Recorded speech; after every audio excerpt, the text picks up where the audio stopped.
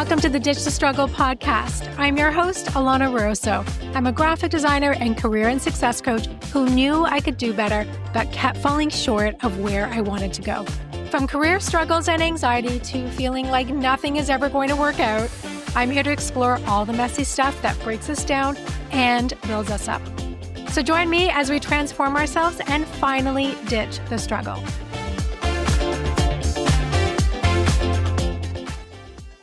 Hi, everyone. Welcome back. This is the 100th episode. We made it. I made it. We all made it. And it's an interesting episode today. The idea was that Sue Ruhe, who is my podcast producer and editor, and I will say great friend and someone I admire, was going to interview me. And she did. We had a conversation, but this is part deux. We had recorded part un a couple weeks ago, and she had mic issues, and the whole thing just kind of fell apart. And I thought, you know what? Maybe this is meant to be. Maybe this is going to be a better conversation. Maybe the first one was a bit forced because, Sue had questions, and it was a little bit more of a formal interview. Not quite Katie Couric, but, a little bit more formal. And we thought we had some good content, but we both thought we could make it better. So we just rolled right into a conversation. That's why I'm giving an intro. We just started talking and chatting, and we talk about podcasting behind the scenes. We talk about not being famous. We talk about intuition. I think we sidebar into some grocery aisle shopping talk, although I really don't know what Sue's going to keep in. I'm recording this intro before I've heard the final edit, and I kind of like that. So it'll be a bit of a surprise for me. Hopefully you'll gain some insights. Hopefully it's fun, and I really want to thank you for sticking around for 100 episodes. Let's dive in. I think for this 100th episode, it's about kind of getting to know you too, that you produce this. And I sometimes talk to you in my episodes. I know those are edited out. And just the process. I feel like a lot of people are curious about podcasting, and the idea, I've shared this with you, the idea that if you have a podcast, you're famous now. I have had people saying this to me, oh my God, you have a podcast. Not that I am famous. Obviously I'm not, but just that your world should completely change. You've won an Oscar and the next day everything's differently. I will tell you that when you start a podcast, nothing happens. Nothing happens. Nothing happens. Unless you're coming out of the gate as a celebrity, or you have a following, or you're saying something, I guess, maybe super controversial, nothing happens. And so that's the challenge, is to stick with it when not much is happening. It's such a great point that you bring up, because I feel like some clients and people that I talk to who want to start a podcast have that fear of starting it because they think it's going to, they're on this main stage now. They have this radio show or something like that. It's good. Like you said, they're going to be famous and they're afraid of that. But really, nothing happens. It's just an additional marketing tool for whatever business you have, connecting with people far and wide.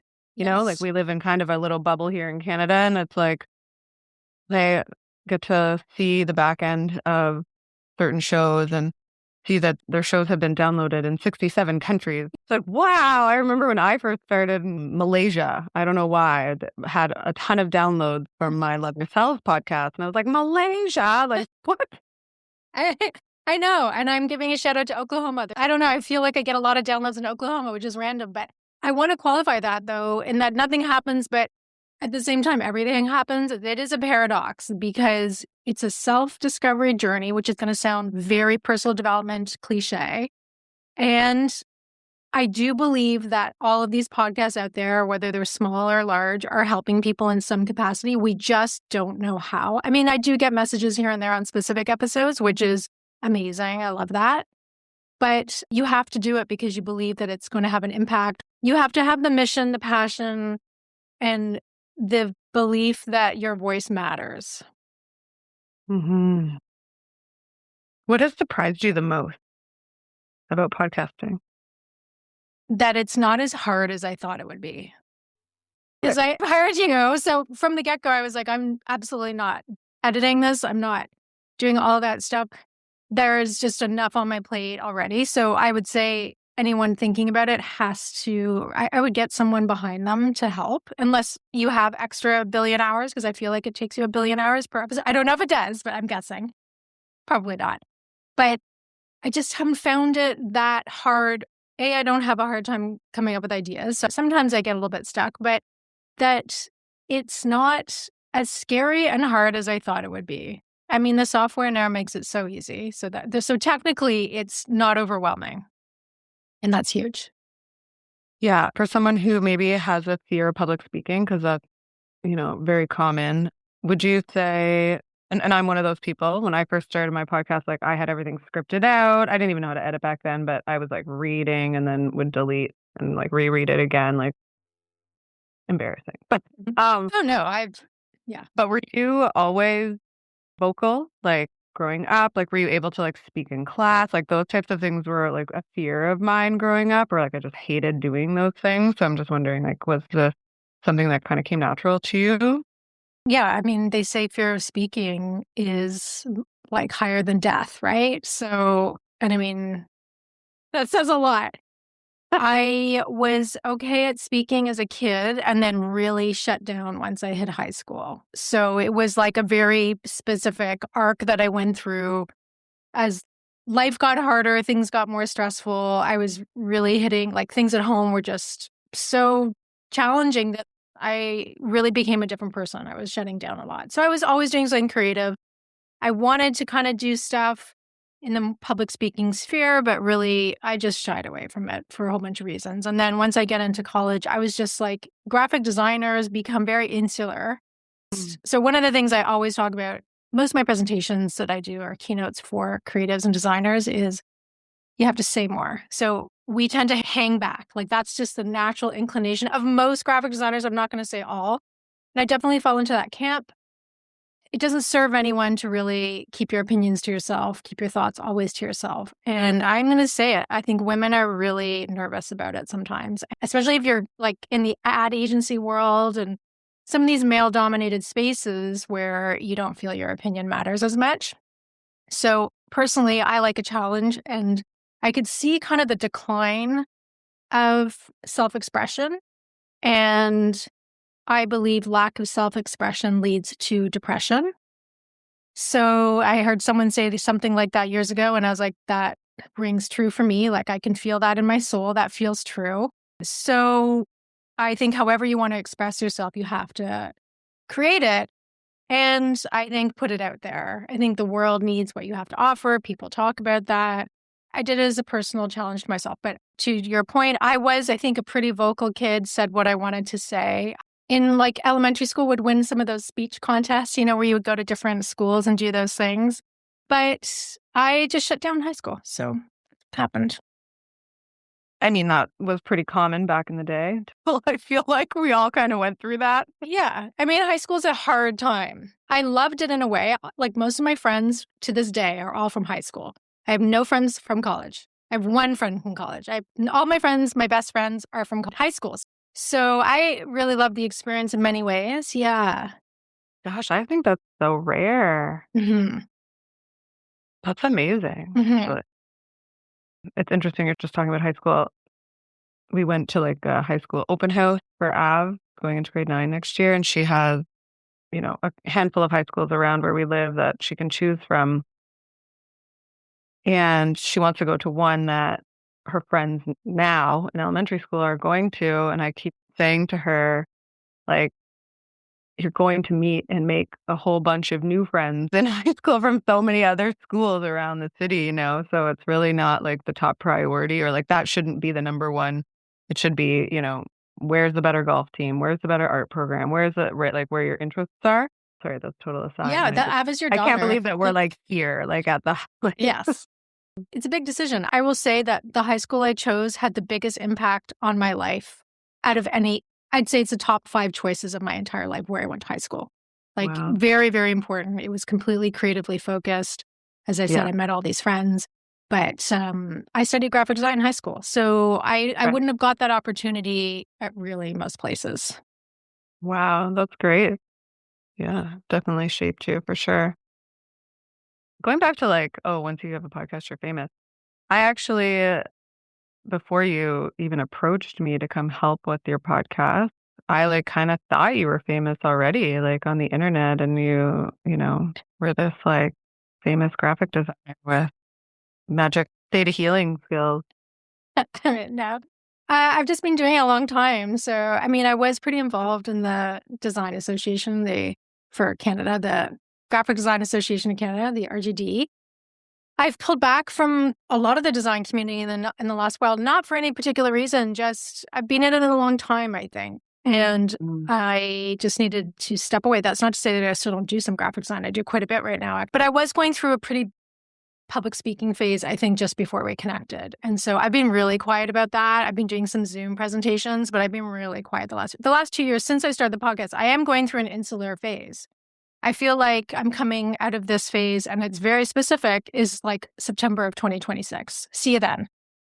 Okay. I don't know why it's that date, but I just feel like I need a few more months to kind of, I don't know, to work on some stuff I'm working on and just kind of like lay low. I'm recovering from 2021 still, I feel like I'm still recovering from just stuff, right? So that's what's great about the podcast. You can kind of do it from home and you can still be contributing because you know how important contribution is to me. Oh, for sure. So in September 2026, you'll be around 140 episodes. Yeah. At that point.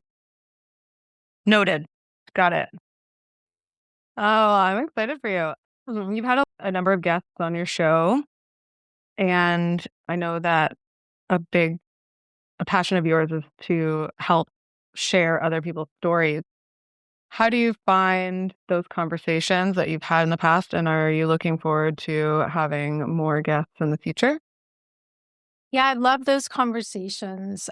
I mean, I know something about the person going in, but even if I know the person sort of well, because there's been a few people that I've worked with for a while, I'm always like amazed and surprised at other things they have to share. So I'm never going to get tired of hearing people's stories.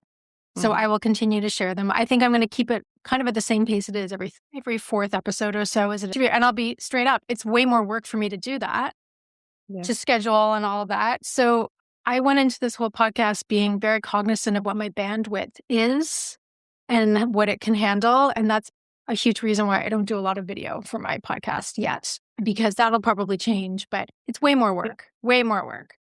Yep.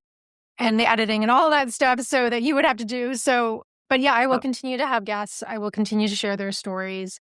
And I get really excited when people, I kind of like having guests that haven't done a lot of podcasts. I know sometimes they're not as great a speaker or they get really nervous. Like, and it's more work for you because you're editing out a lot of ums and likes and all of that stuff. All of the things, the magic behind the scenes.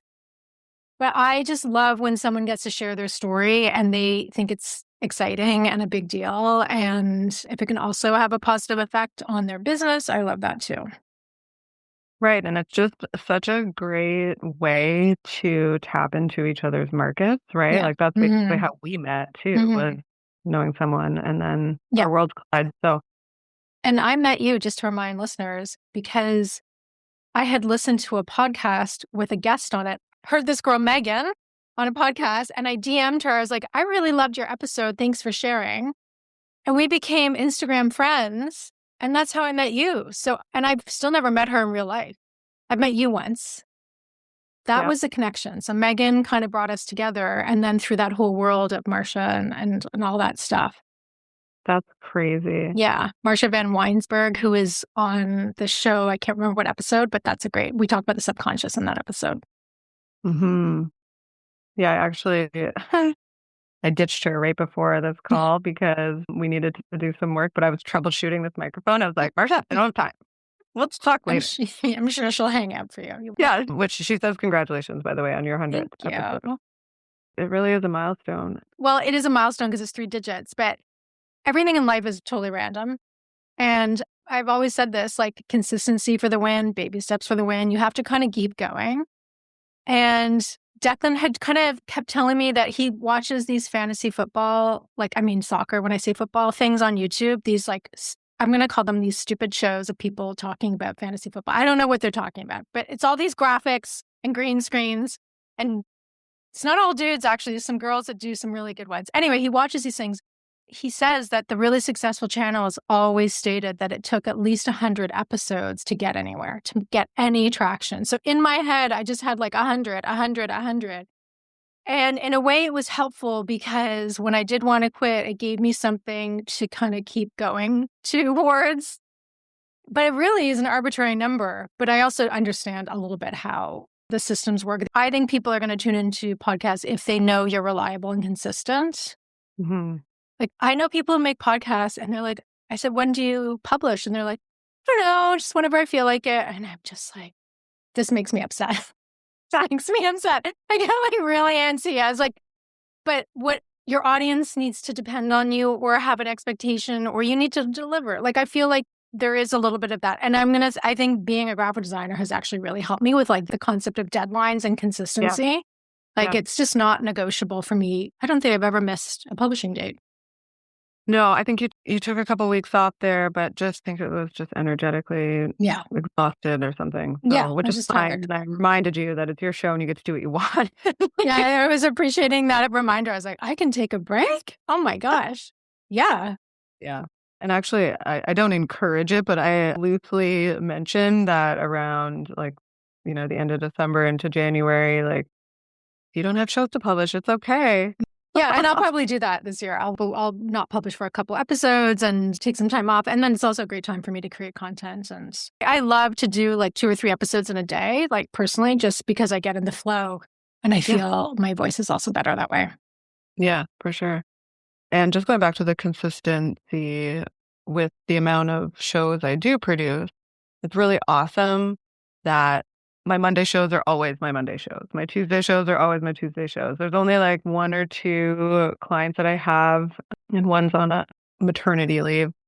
She just, is self-employed and has a baby. So I understand it's like not going to be as consistent. So she's really just gone down to 1 a month just because that's all she can handle right now. But it's like those deadlines are great for the client and it's also great for me, right? Because it keeps me in the flow. I'm not receiving a recording unexpectedly, right? Yes. Like, you guys are so great to have a certain amount of episodes banked. I know when they're going out and like we just kind of get into this like rhythm and I haven't really felt that yet in this part of my business because I don't know when I was on the show, but I think I was talking about massage therapy. You were episode 20, if I remember correctly.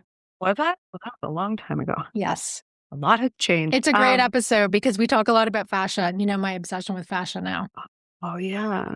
Because my former career. Anyways, I feel like this new chapter of my life in business has finally found a rhythm and it just feels good to be here. So I'm super honored to be here on the 100th episode, but I'm also just super grateful to be able to work with you alongside this show. And I love when you talk to me in the recordings, Sue, take that out. No problem. Yeah, I say that a few times. But it's helpful, right? Yeah. Because a lot of times with the editing process, especially with guest episodes, there are times where I'm like, okay, well, this does sound better to me, but, I'm not being told what to edit at all. It's just... Yeah, I don't even really listen to your edited episodes much anymore. Like, I just trust you to do it. I really don't want to sit there and listen to myself. You usually pull clips, but I'll go through it. I'll be like, okay, I knew I wanted something specific. Yeah. That's also more time, and I'm just trying to keep it manageable. So. Yeah, because in the grand scheme of things, the clip that you pull is just to ignite your audience on social media or wherever you're posting it to remind them, oh, Alana has a new episode. So I'm going to go listen to that. A clip is just a clip and then everyone moves on, So it's so fast. And that's another thing that I don't really dwell on how well an episode does, whether the clip is getting traction. I mean, I've talked about how I don't care about analytics. So I'm just there to show up and tell stories. That's it, really. Yeah. What's juicy right now? What's juicy? Well, I was having a conversation with Sarah McCready, who was on one of the episodes. And, I talk about hard work and struggle. So struggle, I don't want to be in, at least not long term. But hard work, I'm all about. And I'm finding something kind of interesting in the personal development world where they're trying to even ditch like hard work, like that everything should be easy or everything should always be in a state of flow or everything should just be like just easy. And I don't think I'm on board with this. I don't know if it's because I still have the old European work ethic that has to come out, but I like the feeling of putting time and effort into something and feeling like it's hard work and coming out. Like I say that this podcast wasn't hard, but I still feel like it is hard work in the sense that like I have to show up, I have to put in time and energy. Yeah. And so I find like that's kind of an interesting topic right now that a lot of coaches out there are just really pushing this whole like everything should be easy. Yeah, which is a bunch of BS Yeah. because it wasn't easy for them to get there, but now they're right. So do you think it's just a marketing strategy? Yeah, I do think it's kind of just this general, the marketing strategies go in waves, especially in the personal development world. Like there's just big waves that happen. And so I feel like this one's coming through and it's going to pass by. And then we're going to see the Instagram ads that are be like, you don't want easy. Like they're going to actually say the exact opposite because that's just the way it works. And it drives me nuts. But yeah, going to the gym, running a marathon, having kids, all those things are hard and we need to keep going through them. And yeah, the social media messaging is driving me a bit nuts these days. Yeah, I don't know if I want to go there, Alana. Okay. Yeah. I don't want to go on a social media rant. I feel a little bit jaded and yeah, I don't show up very much on social media. I'm very inner. Oh, I'm not great. Yeah. But I also think, okay, let's change topics because I feel like the world has lost the plot and is sharing too much on social media. And I know that sounds crazy coming from someone who's on a podcast and shares like sometimes intimate stories or like personal stories. But I'm going to tell you that I don't care if your plane's delayed and you're sitting in an airport. Don't post it. I don't care. And then I 100% agree with that. And then what drives me bananas is that what they're sharing isn't actually what's going on. Yeah. So it's fake. And I could tell you, I could do such an amazing job of posting a fake facade. I mean, I still have nice, pretty photos. I know how to do social media if I wanted to. And I am literally a marketing person. I am a packaging designer. I know how to make a facade. Like that is my world. I know I could go out there and I could make an amazing tons of videos on social media. And I mean, I have some that are probably, kind of shiny and polished, but I know that I could easily go down the road of just creating this facade and it wouldn't actually be me or totally authentic. And so I feel like sticking to the podcasting world keeps me more in check because there's just not the shiny packaging to it. And I think that's also why I'm kind of avoiding a lot of the video is I don't know if I'm going to be as honest or as authentic and I feel like that word is so overused now, but I don't know if I'm going to be as myself. Oh, and then that is another component too, is like podcasters think that they have to have video. They actually don't. A lot of podcast listeners have it in our earbuds or have it while we're driving in a car. We're not here to watch video. I know. Like the clips are nice because if you're scrolling, you can like see and be reminded that a new episode is there. But I'm going to be listening to in my headphones on my treadmill. Like, not watching anything. So no. And unless it's like a real, like a highly produced show, like there's some YouTube podcasts that we'll watch, but and you know me, like when someone tells me I have to do something, I'm like, no, I'm not. Now I'm not going to do it. Now I'm not going to do it. If you're telling me I have to have video, I'm getting annoyed now, or I have to do it a certain way. Nobody wants to watch us talking here in our offices. I know. And I don't know. I have always lived a life where I just put more expectation on myself, more work on myself, more pressure. And I was very conscientious when I made this podcast. And I wasn't going to do that because then I'm not actually living the mission that I'm talking about, ditching the struggle. Then I'm just creating more struggle for myself. And that is completely out of alignment with what I'm trying to talk about. I'm trying to simplify my life or just have more flow. I mean, flow is my main goal. I'm always trying to be as much in a state of flow as I possibly can. That to me is the antithesis of struggle. For other people, it might be another word, but for me, that's what it is. Yeah. And I think you have mentioned this before, but I want to bring it up. How did you decide on the title of your podcast? Yes, I did mention this at one point because the working title, and everyone like kind of cringes when they hear it because it was kind of so bad, but it was A Disorderly Life. which I know sounds awful, but it was just a working title. I knew that was not the name. And I was like, okay, now I'm going to have this podcast. Some of what I'm going to talk about, I've written about in blogs because I started writing a blog back in 2016. And that's kind of what started getting me saying more and putting myself out there. Again, you start a blog, you're also not famous. These paths don't lead to fame, which was never the goal anyway. But I really struggled trying to figure out what the name of this podcast was. And I was driving up north. Oh, I had set the intention that I would get the perfect name. So when I want an answer to a question, I put it out there to the universe. I'm like, okay, I need the answer. I need to know what this show should be called. So I'm driving north on the 400, going up to one of my favorite places just outside of Collingwood in Ontario. I'm a car person. I'm a driver. Like, I like driving. I get into a zone. I get a lot of creative ideas in the car, kind of like people when they have a shower. And literally just dropped into me, just probably outside of Barrie, Ditch the Struggle. Just dropped right in. And I thought, this is so obvious because in most of my marketing material, I actually was just saying ditch struggle in a lot of my marketing material, sign-off stuff. Any ebook you bought from me, that was part of my bio. I help people ditch struggle. That I wasn't using the at the time. Anyway, it didn't make sense for the podcast to call it Ditch Struggle. It had to be Ditch the Struggle. But the words were right there. The point is the words were right there for years in front of me.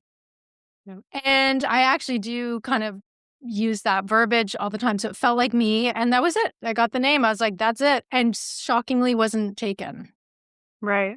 Shockingly wasn't taken. However, this is very cool though, because I think I told you this, but the URL for Ditch the Struggle was taken. So I was very sad about that. I was like, I wasn't going to let that be like make or break. So I think I registered Let's Ditch the Struggle because that was used in the outro anyway. I was like, well, this is kind of lame, but I'm going to take the URL anyway. Then I had this weird, 6 months ago, I was like, I got to go into my domain website where I have registered all my domains. I had to renew something. I don't know, something called me to go into this website. And I was like, I'm just going to see if Ditch the Struggle is available. Ditch the Struggle somehow became available.com. So I got it for $20. But I had the weird inclination to go check that day into, who knows if it would have been taken. I don't know, the next day or the next week. I mean, I don't know how common it would have been. But the point is I got to the URL and that just I felt like a really nice win. So I have it. It just points to my website, the podcast page. But eventually, ditchthestruggle.com will be its own entity. It's going to be its own brand. And that's probably one of the things coming down the road. There'll be like way more resources. And I want to start having more things available for people who are interested in this kind of work. Mm-hmm. That's so cool. I love that. You talk a lot about, and I know you personally now, like very closely, but you really tap into your intuition whenever you're deciding something, whenever, have you always been that way and have you always tapped into it, or have you like kind of veered away and then like come back to remembering like, I can just like listen to myself. You know what I mean? Like, do you have anything to share about that? I think we're all coming back to our intuition. I think it's like slowly stripped away from us as we get older. So I think we all have it to some extent, and then it's just like sucked out of us, and like just like along with joy and optimism and all those other things we have as children, feelings of potential, all that stuff just kind of gets yanked out of us. A lot of it's just, the way the societal programming works, especially I will say the school system. I've really been very obsessed with what's going on in the school systems lately, even though I don't have kids, and thinking how different it is now and being very grateful that I grew up where there was a lot of self-expression allowed. Yeah. So I'm grateful for that. But I have always had a good sense of intuition, kind of just knew things. The clairsentience is just kind of knowing answers. And I had a weird mom. I had a weird yoga teacher mom in the 70s who like was doing yoga when no one was doing yoga. That was only for weird people. So she was probably into personal development in a different way than most of my friends' parents. But for me personally, I have gotten more reunited with my intuition, which I really pushed away, partly because my nervous system was so dysregulated. Like I was in that crazy state for so long of being high strung and overworked that you can't hear anything. Your cortisol is flying. You can't actually hear anything. You can't sit with yourself. You can't make any decisions. But now I cannot believe how much intuition comes to me. partly a lot of that is just calming down and like more regulated. A lot of it is also I've gradually over my life reduced processed food. And I know that's an odd thing, but that's had a huge effect on my whole body. It's not to say I don't still sometimes eat some junk, but very rare. So, not having a lot of alcohol, all of those things really help the intuition. And so now I do get these messages drop in. I get feelings. I will sometimes go to do something and I'm like, I'm not going to do that right now. The feelings hit and I listen to them. And then, as you know, they come in, I get crazy dreams as well. So is that what you want me to talk about? When was that? Last week? Last week. Yeah. Yeah. So Alana sends me, was it a voice? Yeah, it was a voice note. Do a lot of voice notes. I'm here for a voice note. Anyone listening, I love a voice note. I'm here for it. Yeah, especially on Instagram, because then it can transcribe if you can't if you're, with other people. But so I have received this voice note because you had the dream that night and you had to tell me right away before you lost it. Yeah. Do you want to share or do you want me to just read it? It's totally up to you if you want to read it, but you can you share what I wrote because I don't remember it too well. So you had a dream and I was in it and Megan was in it. So appropriate to bring her into the conversation, into this podcast. You had this dream about it was like my book being published and it was your like book. But it was like a coffee table book with like big pictures, like in Vanity Fair. And like, I think you said it was black and white photos of me, like when I was 20 something, which is like so bizarre. And then the company Macmillan Publishing came through. And so I'm receiving this voice note being like, okay, that's funny. And I think in your dream too, you were like, I don't know if it was Macmillan was coming in for you or for me. And it was just like that. Or your client, because in the dream, there was also your client had a book being published. Right. Yeah. And then in the voice note, you said, you're like, I don't even know if Macmillan still exists as a company. Which I should know. Yeah. No, but whatever. It doesn't matter. It's fine. So after that, it was like, I don't know, an hour or two later, I'm editing another show from my client's show, she's out in Portland, I think, and she has a sobriety podcast, and she was interviewing the woman, her name is Jennifer Matu. She's like written a bunch of books, and what was the movie? Moxie. Her book, Moxie, that was the one turned into a Netflix show or something like that.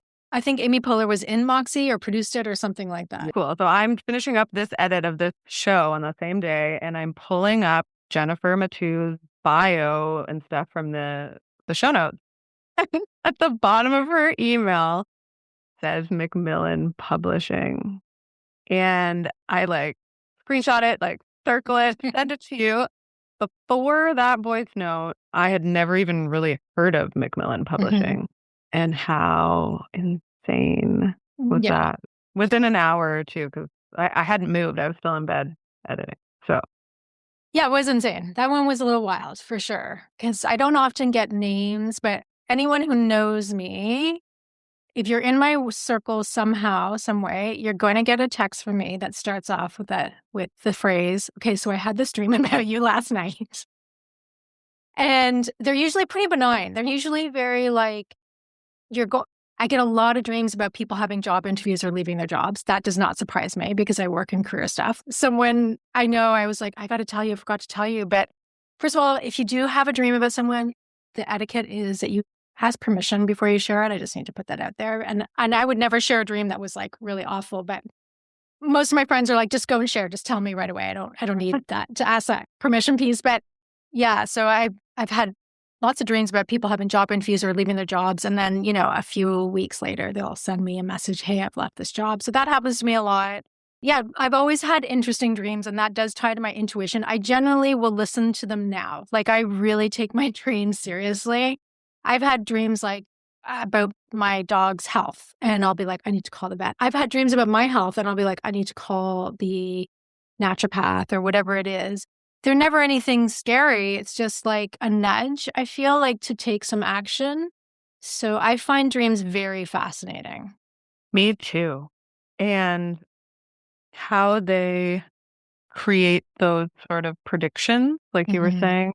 the job interviews and the job stuff. And I know for myself, I've had a few dreams that have come true as well, and a few that I wish I would have said something to that person, or do you know what I mean? But it happened, and or whatever it was, and it just makes you feel more connected on a different level than we are.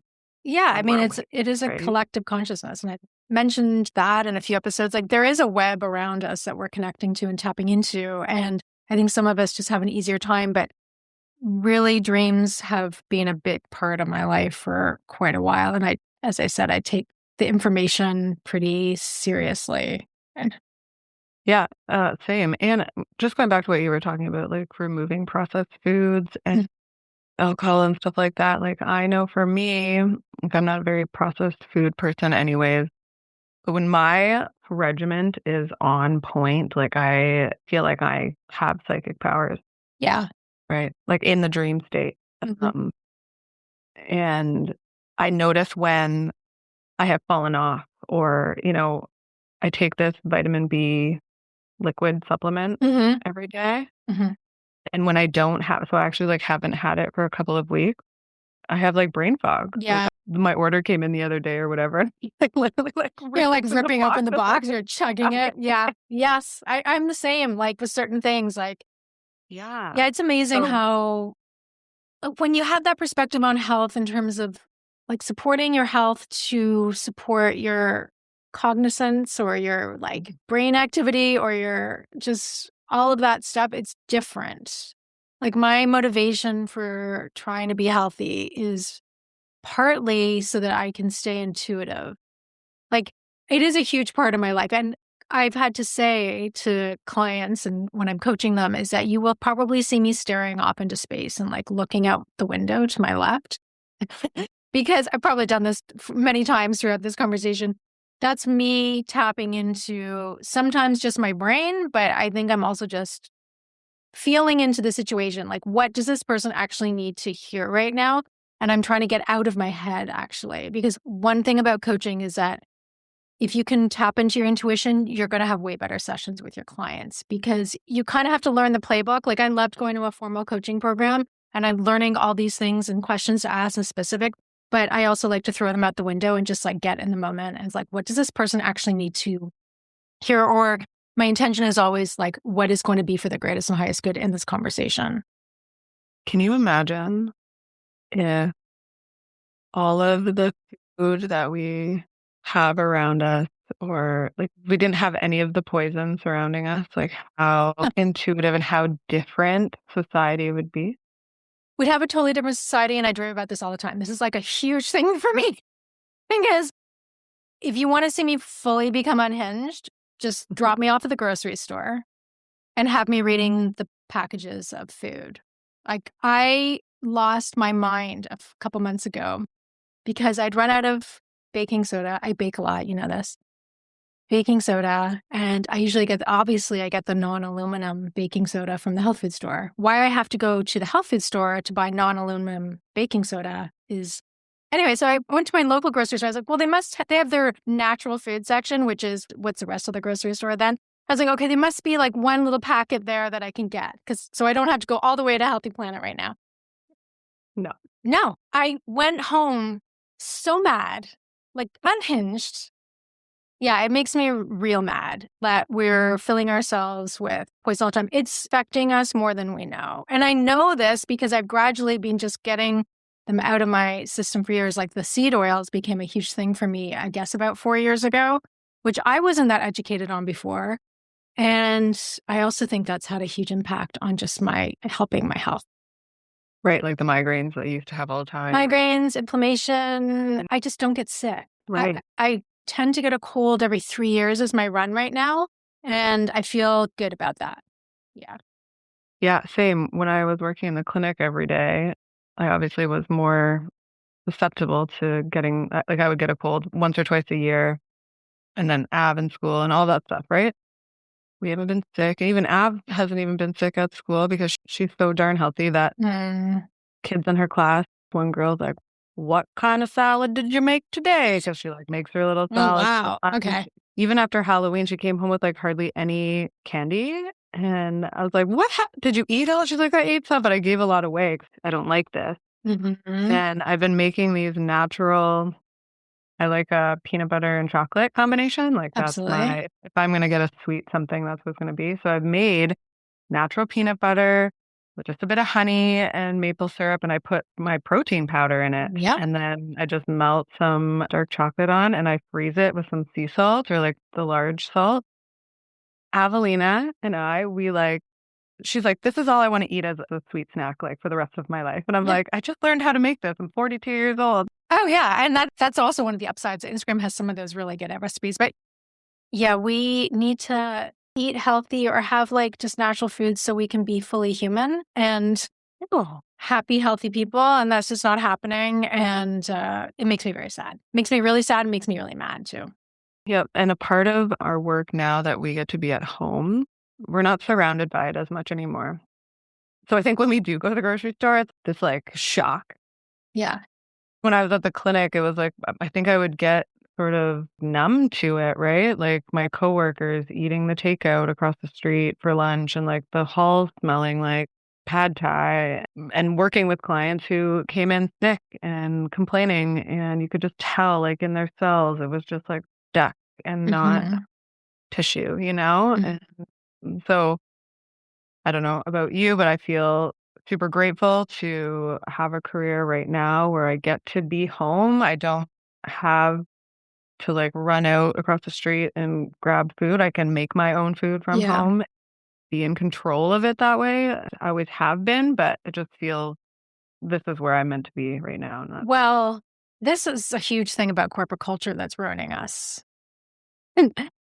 It's that you're shoved into these cubicles, these offices, you're pressed for time, you're constantly stressed. It's not to say I'm not stressed when I'm at home. I have some pretty big deadlines often.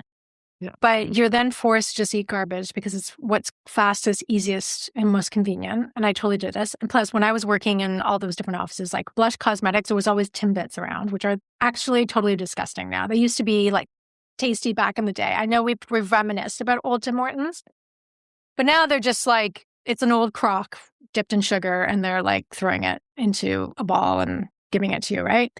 Um, the corporate culture, the crap that we end up eating in these jobs is just creating this downward spiral of just a garbage immune system and depression and sadness. And we're just not supporting ourselves. And it's just the whole beast of that world is a problem.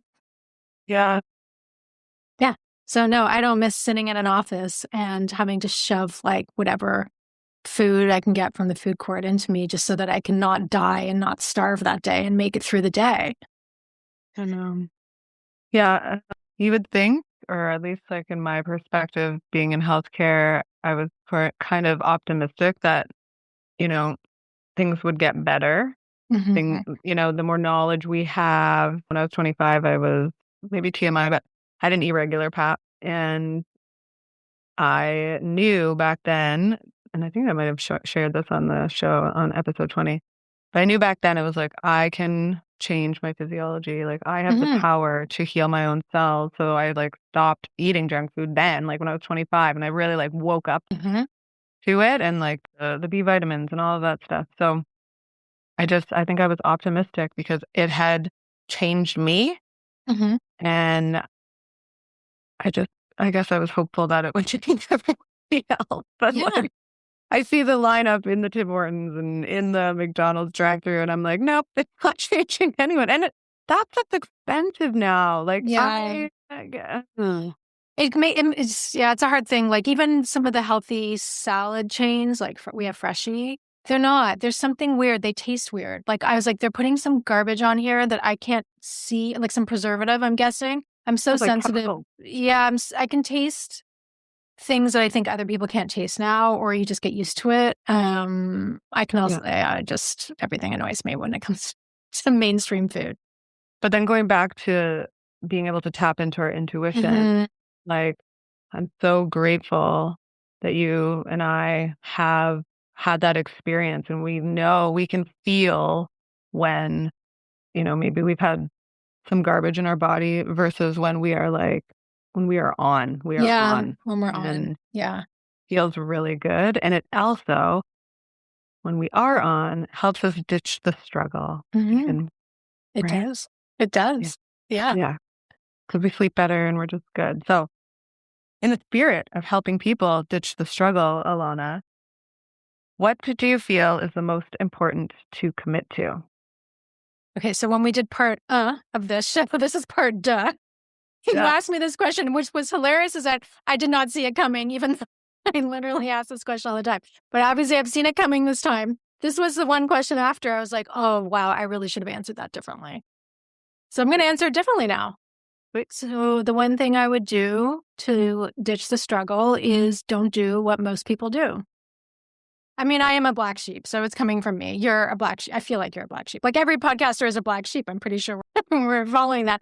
But the things in my life that I regret, that didn't go well, that didn't serve me personally, were things where I was doing what most people do, which is most people stay in jobs they hate. Most people don't take their health seriously. Most people eat garbage.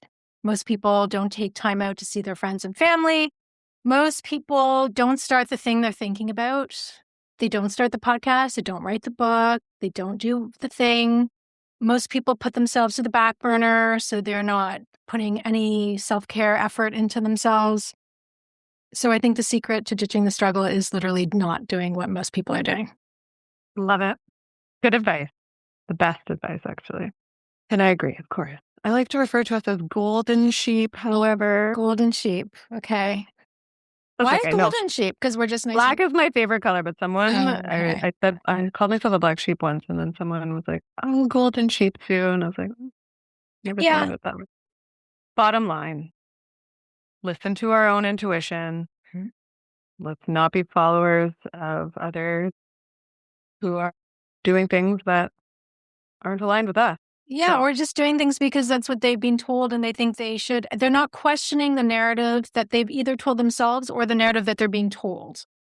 Yeah. And I always want to question it. I got to question my thoughts and my processes all the time. I'm like, okay, where is this coming from? Is this really what I need to do? Am I doing this because I think I should? Or is this actually something I want to do?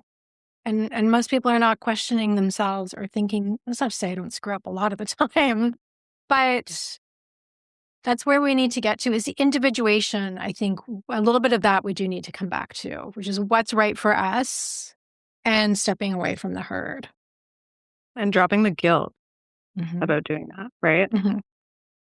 Yeah. Did I mention I don't really like traveling and I felt guilty for a long time because I just wanted to be like a traveler, like someone who travels and jet sets. And I was like, I don't actually like this. Like, I think that's always why I've had a dog and I just it's an excuse to stay home. And I like to go on short trips, but I kind of have no interest in traveling the world. And for a while I was like, I felt guilty about that. And I was like, then I just like, I got to let this go. Like, I am a little bit of a homebody.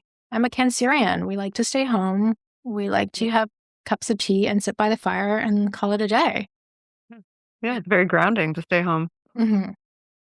Yeah. Well, I love that about you, that you're an anti-traveler. It's great. Don't need any fancy luggage because I'm just going to Ireland here and there, but that's about it. Yeah. Awesome.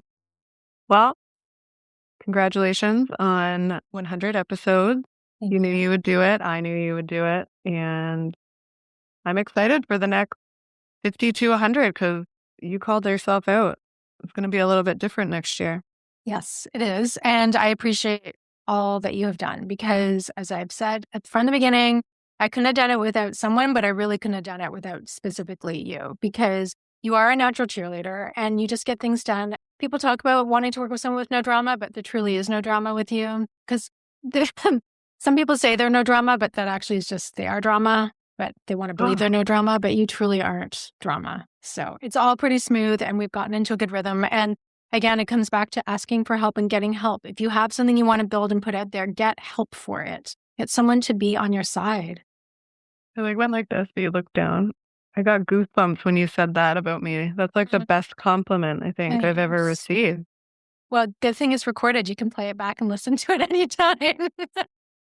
This is my clip for my social media over. And yes. Oh, you're putting yes, because you have your own podcasting producing company. So this is it. This is the point of this podcast. It needs to be a win-win for everybody who comes on. I always say that. It has to be a win-win. Well, we all work together, which is lovely. Yeah. Yeah, I'm just so proud of you. Really. You're one of the best speakers that I have as a client in terms of recording and flow. I know you say you re-record sometimes, but you're very fun to edit, and there's a lot of laugh out loud moments when I'm editing your show. And so I really appreciate that. You're quite hilarious. So if anyone is here listening for the first time, go back to some of her solo episodes. The chicken sticker, that one was good.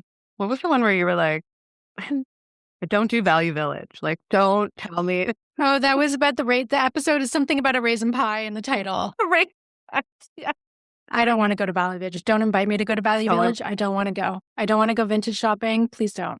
I'm going to tell you that. I don't want to go. And that's partly because of the energy of everything around it. Yeah. And I'm too sensitive to it. And it creeps me out at times.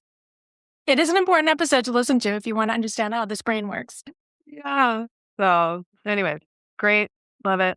Thank you, Sue. I appreciate it. And I wouldn't have wanted to do this episode with anyone else but you.